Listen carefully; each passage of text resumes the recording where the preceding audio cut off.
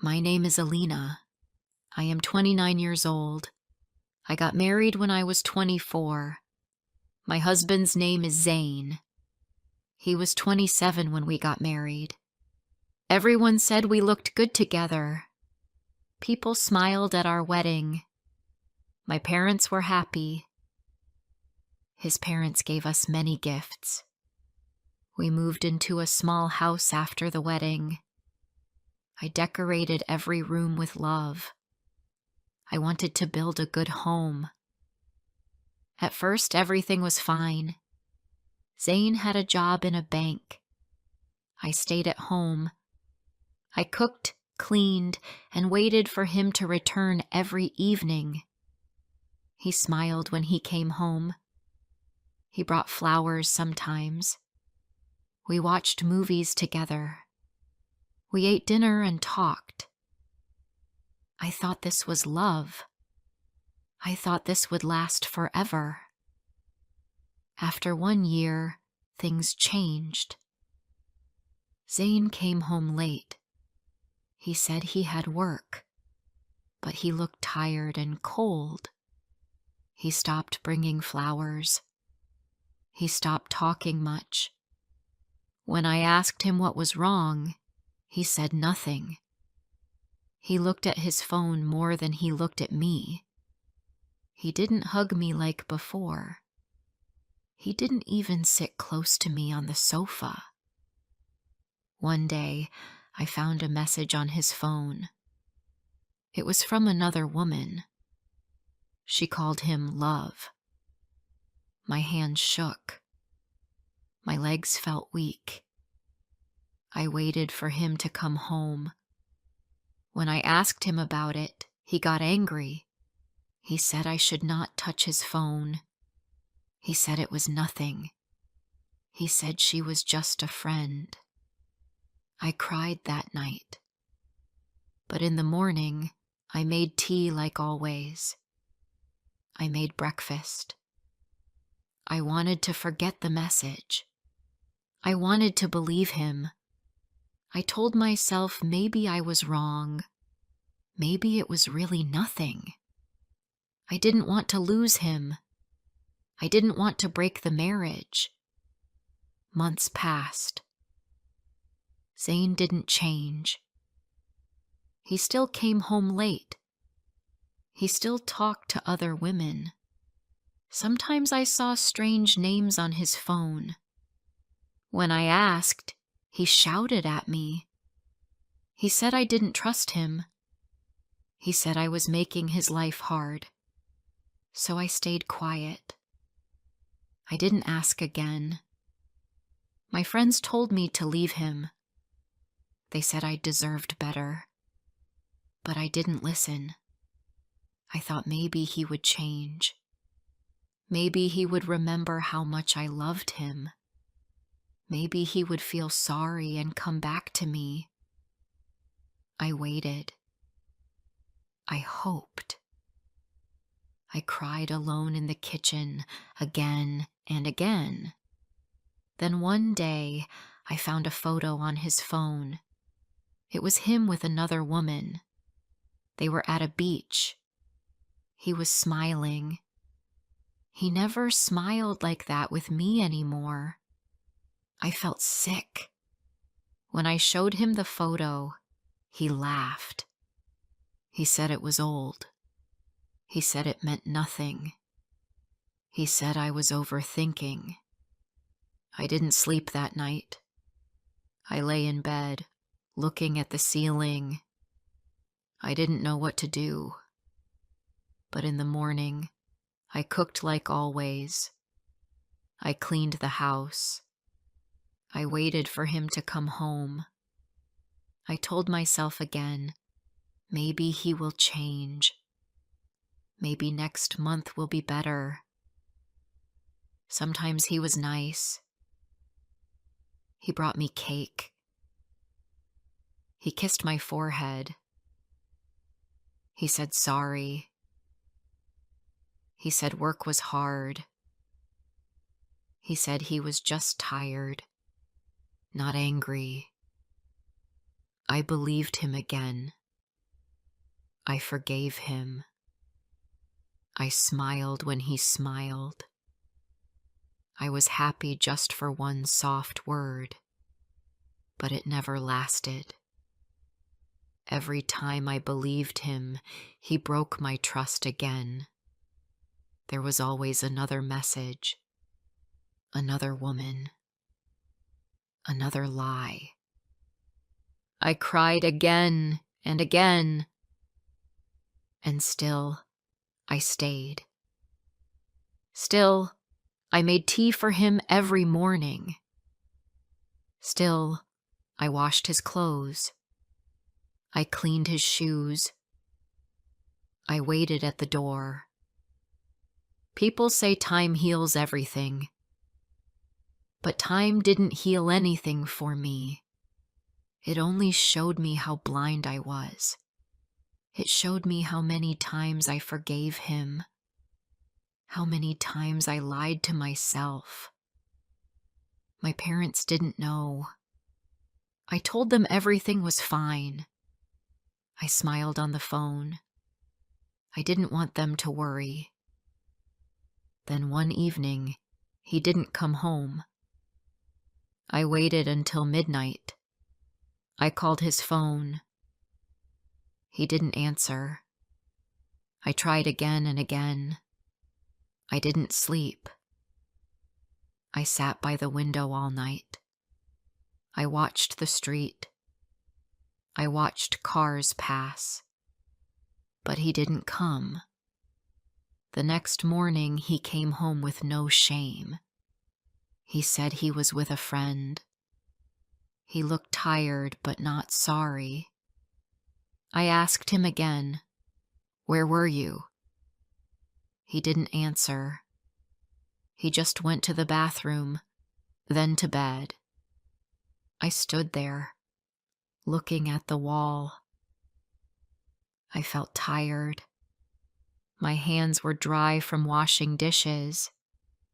My eyes were red from crying every night.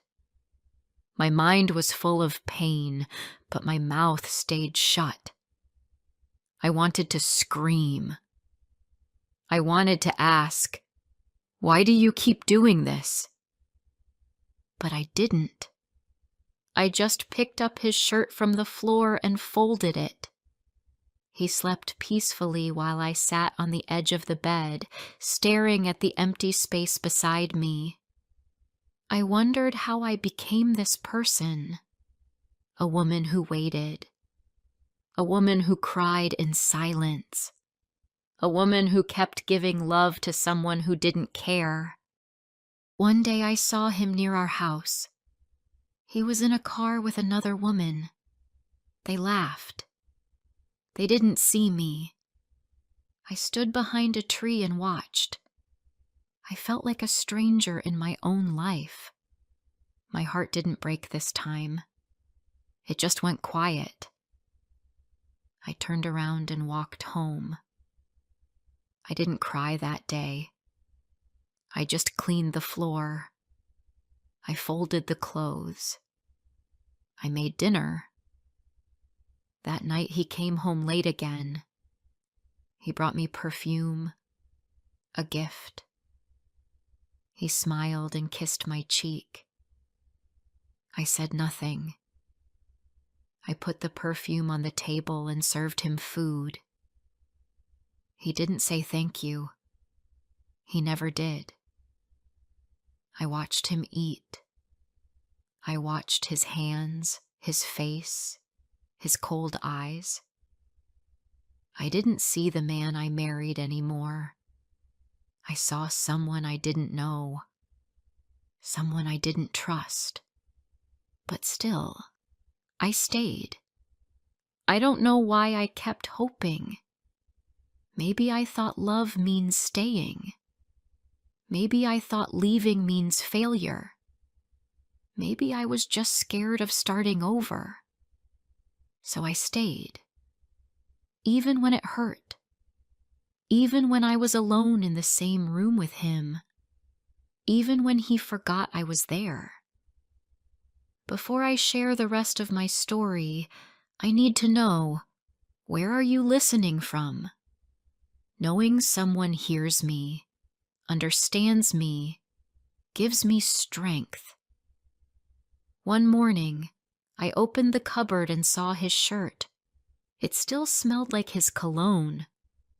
I held it for a moment, then folded it slowly. I didn't know why I still took care of his things. Maybe I just wanted to feel useful. Maybe I didn't know what else to do.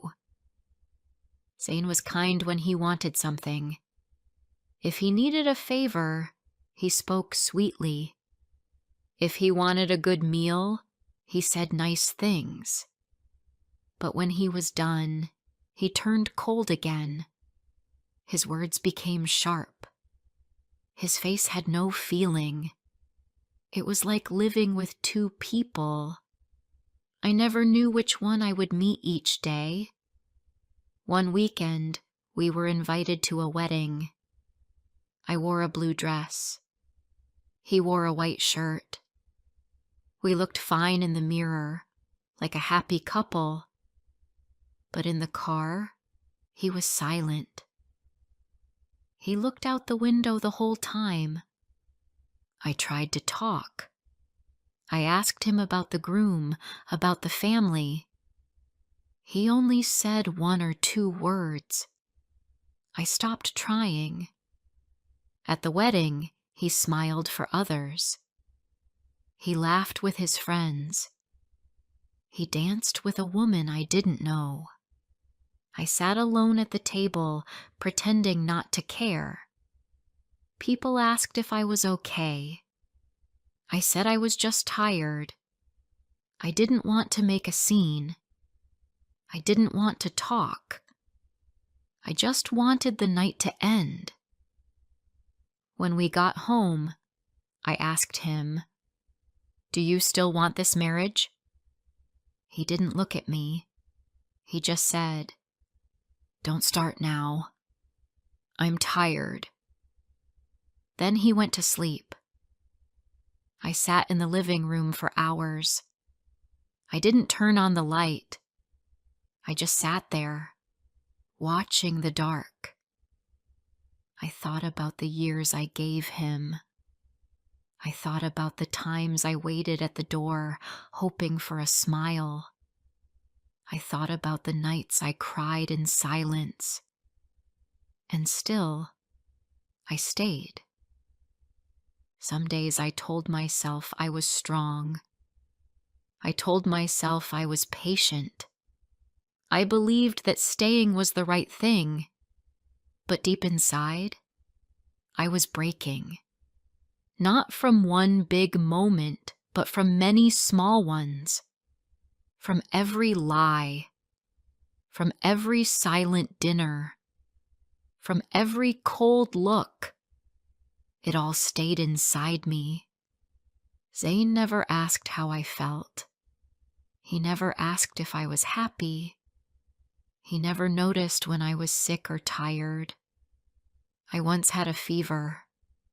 I cooked dinner anyway. He ate quietly. He didn't even ask if I was okay. I watched him from across the table and felt like I was fading. One afternoon, I visited my mother.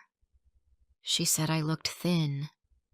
She asked if everything was fine. I smiled and said yes. I told her Zane was busy with work. I said he was just tired. She believed me. Mothers want to believe their daughters are happy. At home, nothing changed. Zane still came and went as he liked. He still hid his phone. He still gave me no answers. I wanted to talk, but he always found a way to end the conversation. He said I complained too much. He said I made problems for no reason. So I learned to stay quiet. One evening, I cooked his favorite meal. I waited for him. I checked the time again and again. He didn't come. I called. No answer. I waited for hours. The food turned cold. I didn't eat. I just sat at the table, looking at the empty chair across from me. When he finally walked in, it was midnight. He smelled like perfume. He didn't say sorry. He didn't ask about the food. He just said, "I'm tired. Don't ask questions." Then he walked past me like I was not even there. I cleaned the kitchen. I packed the food into boxes. I didn't cry that night. I just felt empty. My body moved, but I felt like a ghost. I didn't even hear my own footsteps. One day I saw his wallet on the table. It was open. There was a photo of a woman I didn't know. She was young, pretty, and smiling. I took the photo and looked at it for a long time. Then I put it back in the wallet. I didn't ask him. I didn't want to hear another lie. I started spending more time alone. I went for walks. I sat in the park and watched the trees. I didn't talk to many people. I didn't want to answer questions. I didn't want to explain why I stayed. I didn't know how to explain it even to myself. Sometimes I thought of leaving. I imagined packing my things and going to my parents' house. But then I thought of the wedding photos. I thought of the life we started. I thought of the promises. And I stayed. One night, I woke up and found him sitting on the sofa. He looked lost. I sat beside him and asked, "What's wrong?" He looked at me and said, "Do you still love me?" I didn't know what to say. I looked at him. I remembered everything. The lies, the silence, the pain. And still, my mouth said, "Yes." He didn't say anything back. He just stood up and went to bed. I sat there alone. I hated how fast I said yes. I hated how I still loved a man who never gave me love in return. But I couldn't help it. I made the same mistake again. Days passed. Then weeks. Nothing changed. Zane was the same. I was the same. We lived like strangers in the same house. He came home when he wanted. He talked only when he needed something. Sometimes he was sweet. Sometimes he was silent. But mostly, he was just far. I started waking up earlier than him. I made tea. I sat alone on the balcony. I watched people walk by. I watched the sky change colors. I didn't feel much. Not happy, not sad. Just quiet. My heart didn't expect anything anymore. I didn't wait for love. I didn't hope for change. I thought maybe this was life. Some women live like this forever. Some women stay even when there is no love left. Some women hold on to a promise that was broken long ago. I had become one of them, and I didn't even notice when it happened. Then one morning, I opened the door to get the newspaper. I saw a small envelope on the ground. It had Zane's name on it. I gave it to him. He looked at it and smiled a little. I asked, "What is it?" He said, "Nothing important." He walked to the bedroom. I didn't ask again, but something inside me said it was important. Something inside me didn't trust that smile. Later that week, I heard his phone ring. He picked it up and walked outside. I stood near the window and watched him. He laughed. He looked happy, happier than I had seen him in months, maybe even years. I stood behind the curtain and watched like a shadow. That night, I waited until he slept. I took his phone. My hands were cold. My breath was slow. I didn't want to see the truth, but I already knew it was there. He had saved her number as R. I opened the chat. They had been talking for many months. They sent photos. They made plans. They said, "I miss you." They talked about going away together. My eyes read every word. My head felt heavy, but my hands didn't shake this time. Maybe because I was too tired to feel shock. I put the phone back. I didn't wake him. I didn't cry. I just sat at the edge of the bed and looked at the wall. The same wall I had stared at 100 times.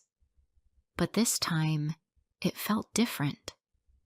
This time, I didn't want to stay quiet anymore. The next day, I made lunch. I waited for him to sit down.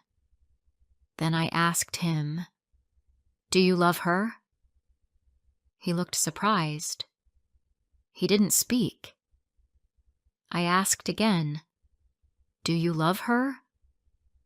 He put his spoon down.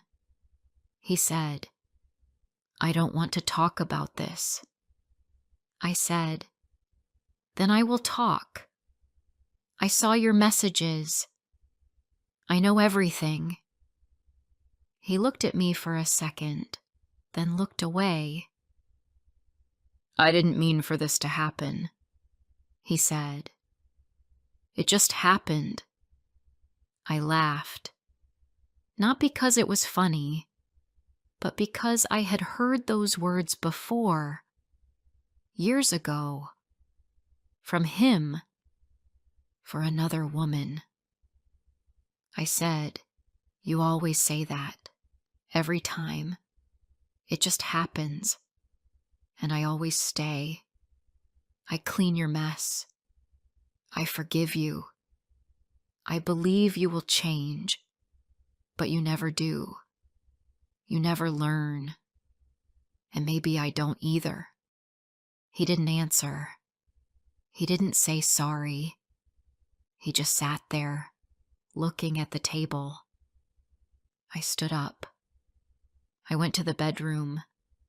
I opened the cupboard. I looked at my clothes, at my shoes, at my small box of things. I thought, what do I really need?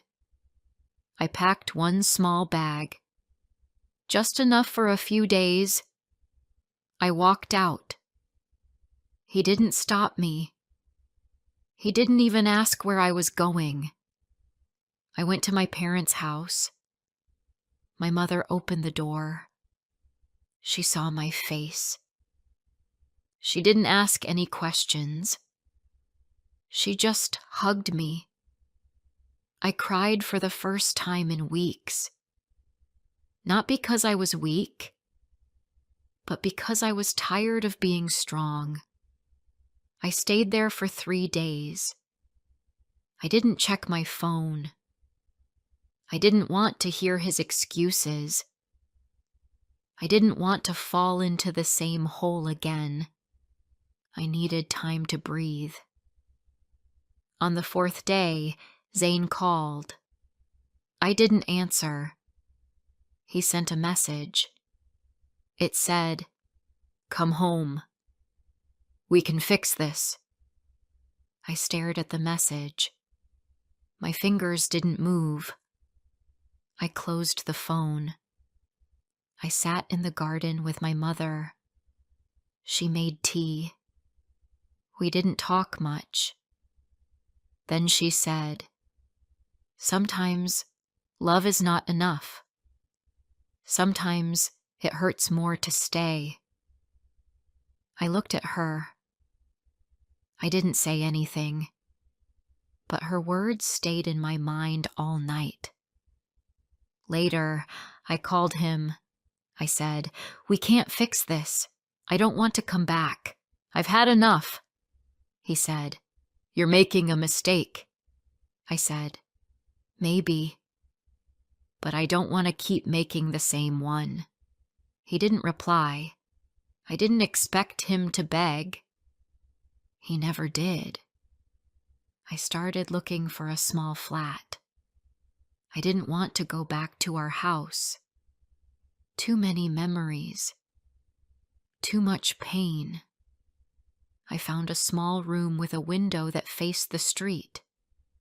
It wasn't perfect, but it was mine. I moved in after 1 week. I didn't take much. Just clothes, some books, a few photos of my family. I didn't take anything that reminded me of him.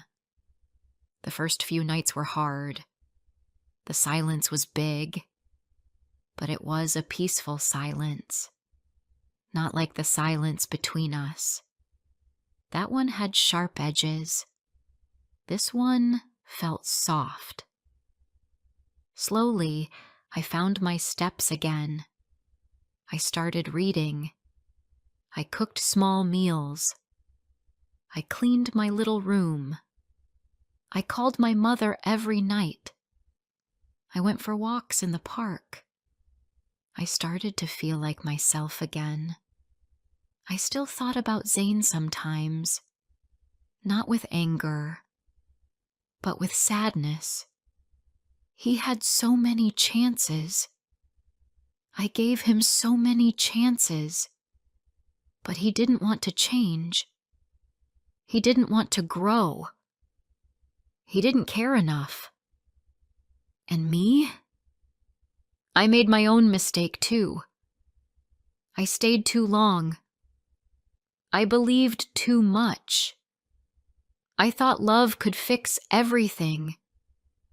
But now I knew. Some people never learn from their mistakes. And some people never stop making the same one. I was both, but not anymore.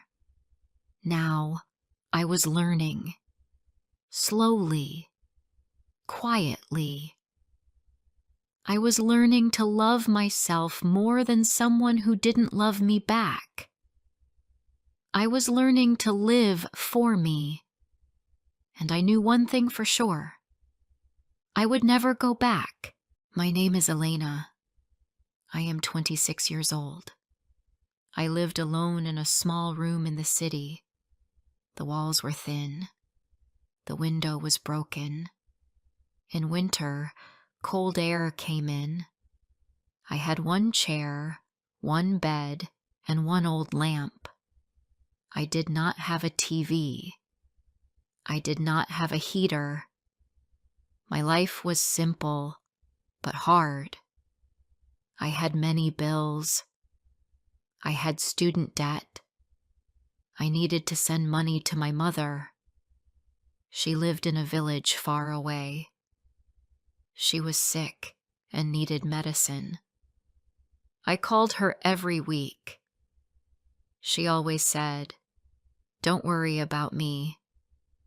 But I did worry. I knew she was not well. I sent what I could, but it was never enough. Some nights I ate only bread.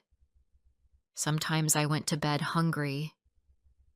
My shoes had holes. My clothes were old. I felt tired all the time. Life in the city was fast. People had nice phones, nice cars, nice clothes. I had nothing. Just a small bag, a few coins, and my quiet room. One day, my friend Sarah told me about a party. She said it was at a luxury hotel. It was free to enter. She said many rich people would be there. I didn't want to go. I said, "I don't have anything nice to wear." She said, "Just come. Maybe you will meet someone. You never know." I thought about it. I had no plans. My head was full of stress. I said, "Okay." I put on my only black dress. I brushed my hair. I used cheap lipstick. That was all I had. We took the train to the hotel. It was tall, bright, and clean. The lights inside were golden. Everything smelled nice. There were flowers and soft music. Women wore red dresses and diamonds. Men wore dark suits and shiny watches. I felt small and out of place. I stayed near the wall. I did not talk to anyone. I just watched. I told myself, this is not my world. Then I saw him. He stood near the window. He was older than the other men. His hair was gray. His suit was dark. His face was calm. He looked like someone important. He held a glass, but he did not drink. He looked at people, but not with a smile. Then he saw me. He stared for a long time. I looked down at my shoes. I felt my face get hot, but I also felt something strange.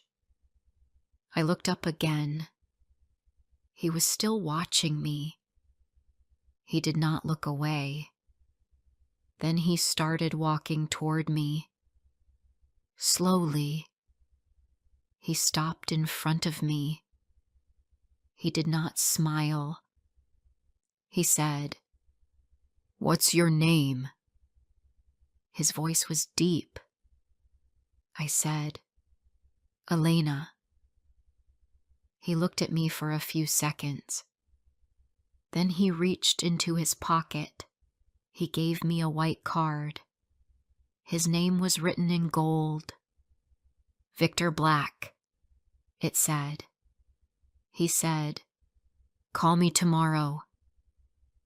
And then he walked away. Just like that. No more words.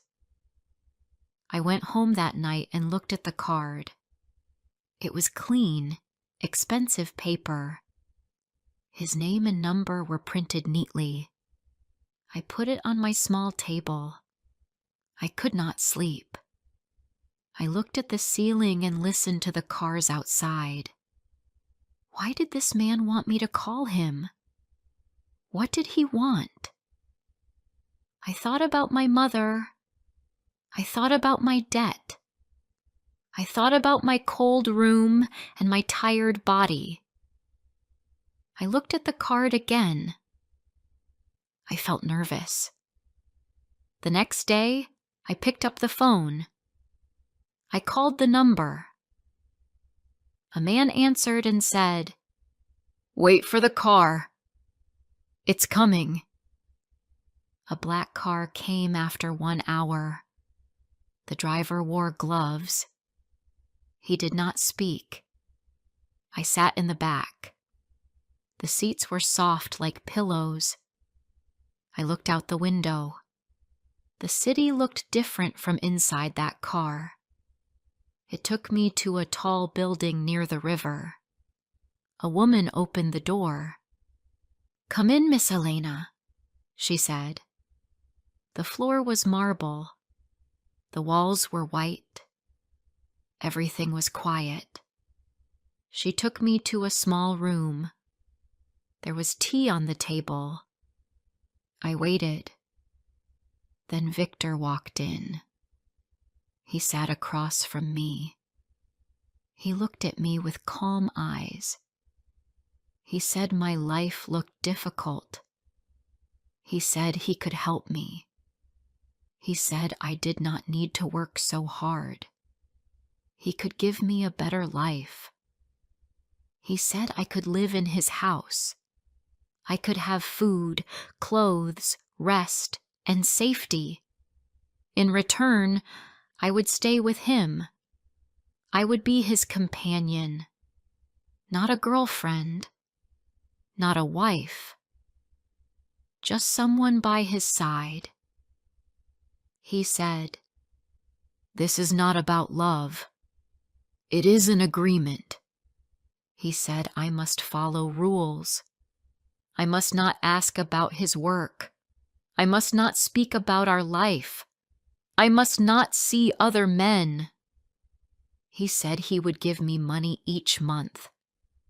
I did not know what to say. My mind was full. He said, "Take your time. Think about it." I went home. I sat on my bed. I looked around my room. The walls were gray. My shoes were on the floor. I had 2 shirts, 1 coat, and some coins. I had no food in the kitchen. My body hurt. My heart felt heavy. I thought about my mother. She needed help. I thought about my life. I thought about the cold nights and empty mornings. I took out the card again. I called the number. I said, "Yes, I will come." The next day, the car came again. I put my few things in a bag. That was all I had. The house was big. It had tall windows and soft carpets. A woman showed me my new room. It had a bed bigger than my whole apartment. There was a big mirror. There was a closet with space for clothes I did not own. I sat on the bed and looked at the city lights. I felt like I was dreaming. Then Victor came into the room. He gave me a paper. It was a contract. It had many rules. It said I would live here. I would get money each month. I must not talk about anything. I must stay loyal. I must follow his rules. I read the paper. My hand shook. Then I signed it. That night I could not sleep. The bed was soft, but my thoughts were loud. I told myself this was not about love. It was about help. It was for my mother. It was for a better life. But deep inside, I felt something strange. I had food. I had a big room. But I did not feel free. I felt like I was in a golden box. A safe, quiet box with no way out. I closed my eyes. I told myself to rest, but my heart did not feel at peace. Before I share the rest of my story, I need to know, where are you listening from? Knowing someone hears me, understands me, gives me strength. I started my new life in Victor's house. It was very big and very quiet. I had my own room, but I was not allowed to go into his room. There were many places in the house, but I could only stay in a few, I could use the kitchen, the library, and the garden. The rest was not for me. I asked no questions. I followed the rules. Every week, Victor gave me money in an envelope. I did not need to cook. A woman came to clean and cook every day. Her name was Maria. She was kind but quiet. She spoke only when needed. She looked at me sometimes, but I could not read her eyes. I wondered what she thought of me. Maybe she thought I was lucky. Maybe she thought I was foolish. Victor came home late most nights. Sometimes I saw him at dinner, sometimes not. He never told me where he went. He never said good night. He was not cruel, but he was cold. He spoke in short sentences. He gave orders in a calm voice. When he looked at me, I could not tell what he felt. He smiled only once in a while. I did not know what he wanted from me. I only knew I was part of a deal. I had food, clothes, and safety. But I felt like a guest. I felt like a shadow in his world. Every morning I woke up and walked in the garden. The trees were tall. The flowers were perfect. But I felt something missing. I tried to be thankful. I had no more hunger. I had no more cold nights. I had no more bills. But I also had no voice. I was quiet all day. I stayed alone most of the time. I read books. I watched the city from the window. Sometimes I wrote in a notebook. I wrote about my mother, about my old life, about how I felt now. I wrote down my fears. I wrote that I missed being real. One day I walked past Victor's study. The door was open just a little. Inside I saw many books and maps. I also saw a picture on his desk. It was a photo of a woman. She had dark hair. She was very beautiful. She smiled in the photo. She wore a red dress. I had never seen her before.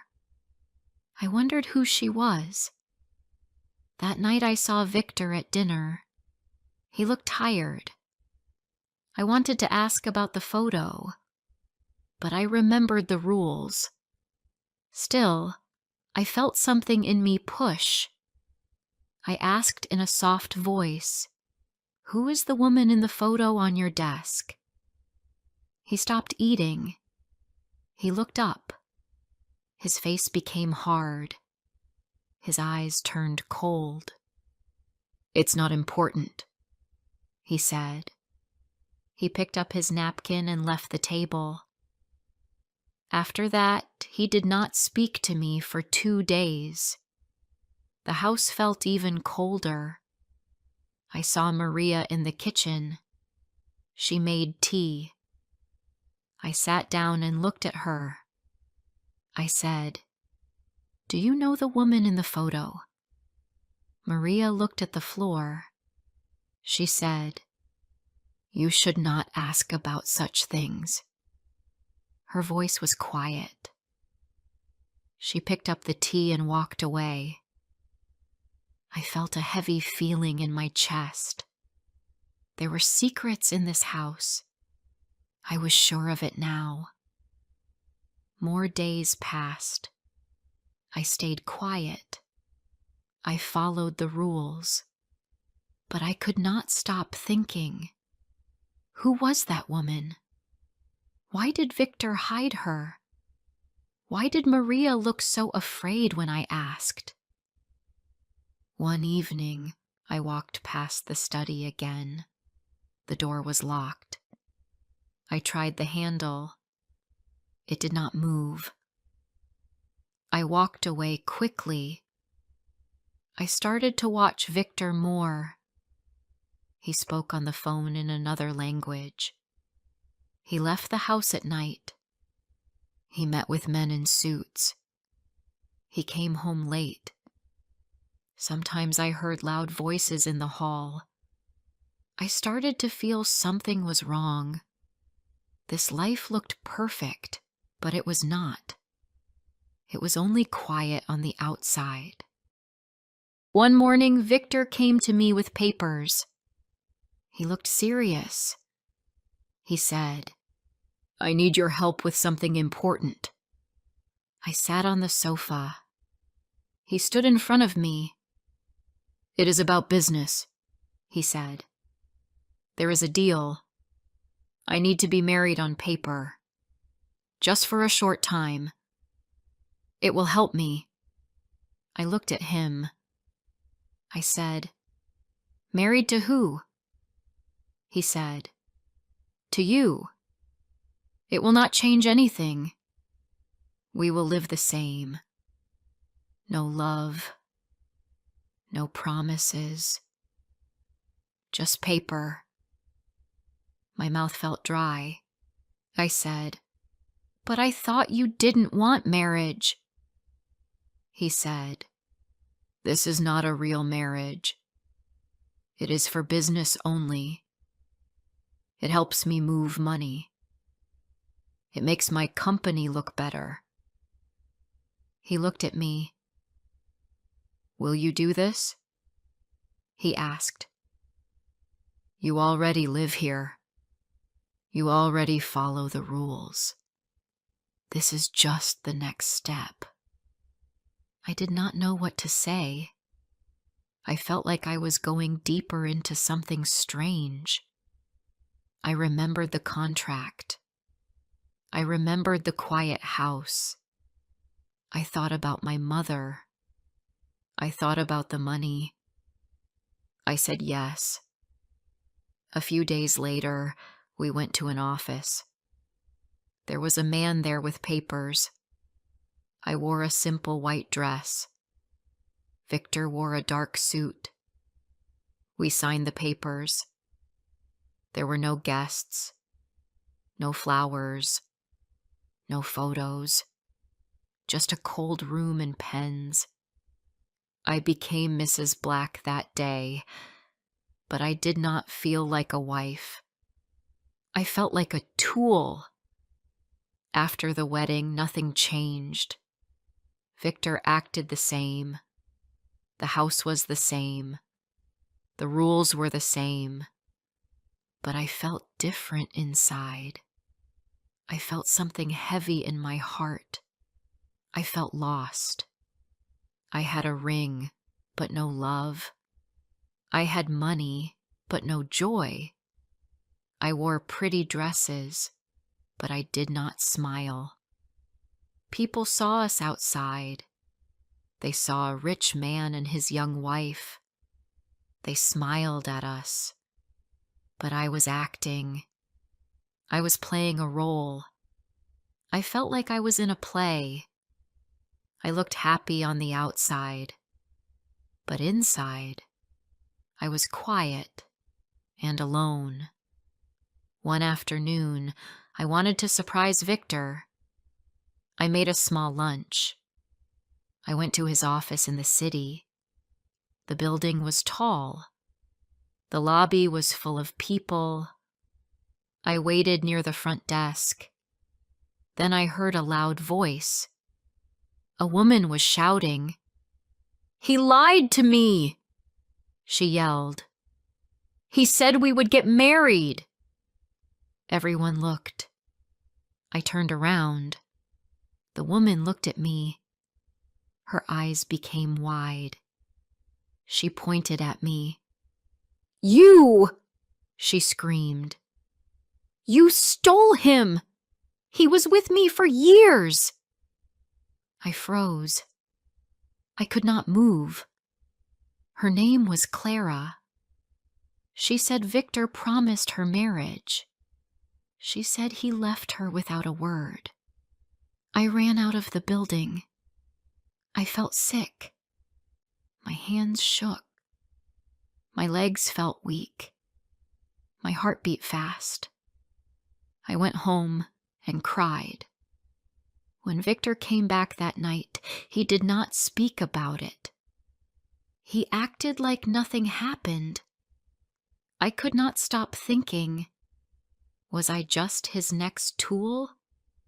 Was Clara before me? Were there others? One night I saw his phone on the table. He was in the shower. I picked it up. There were messages from other women. Some said, "Call me." Others said, "I miss you." My heart felt cold. He was still seeing others. Even after our marriage. Even after everything. I sat on the bed and looked at the ring on my finger. I felt small. I felt like I did not matter. I felt used. I remembered the photo. I remembered Maria's eyes. I remembered the study, the locked door, the strange business talk. I could not take it anymore. I needed to know the truth. All of it. I needed to know who I married, what he was hiding, why he brought me into his world. I could not live in silence anymore. I had to find answers. I had to find my way out. I could not sleep that night.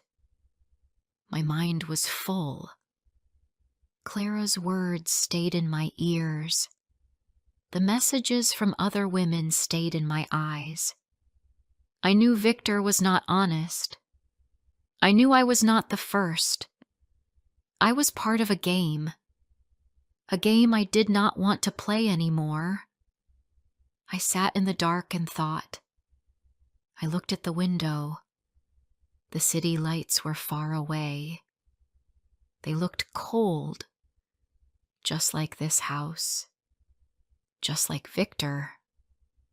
I knew I had to do something. I could not live like this. I needed to find out everything. I needed help. I had to know who this man really was. The next day, I went out. I told Victor I wanted to buy books. He did not ask questions. He never did. I went to a small office near the train station. A woman there gave me a name. A private investigator. I met him 2 days later. He wore glasses and a gray coat. I told him the truth. I told him I wanted to know about Victor Black. I told him I wanted everything. His work, his life, his secrets. The man looked at me. He said, "This will take time. And money." I gave him the money. It was the money Victor gave me every month. I used his money to search his life. 1 week passed. Then 2. The investigator called me. He said, "I found things you should know." We met in a quiet cafe. He opened his bag and gave me papers. He said Victor's business was not clean. He said Victor used fake names. He moved money between fake companies. He worked with bad people. Some deals were not legal. Some papers were false. Victor was rich, but the money was dirty. He used people to hide it. He used women. He used names. He used me. Then the man told me something big, something that made my hands shake. He said, "When you married him, he moved one company under your name. It is legal. Paper, You own it now." I did not understand. He said, "This company is worth a lot of money. Maybe he planned to move it back later. But right now, the law says it is yours. Only yours." I sat still. My heart beat fast. I looked at the papers. My name was there. Not his. Mine. I left the cafe in silence. I walked slowly. The wind was cold. I thought of everything. Victor did not want me to have power. He wanted control. But he made a mistake. He gave me something real. I was not just a guest anymore. I was not just a quiet wife. I owned something now. Something big. He did not know I found out. He still thought I was weak. But I was not weak. Not anymore. I changed that day. I started to act.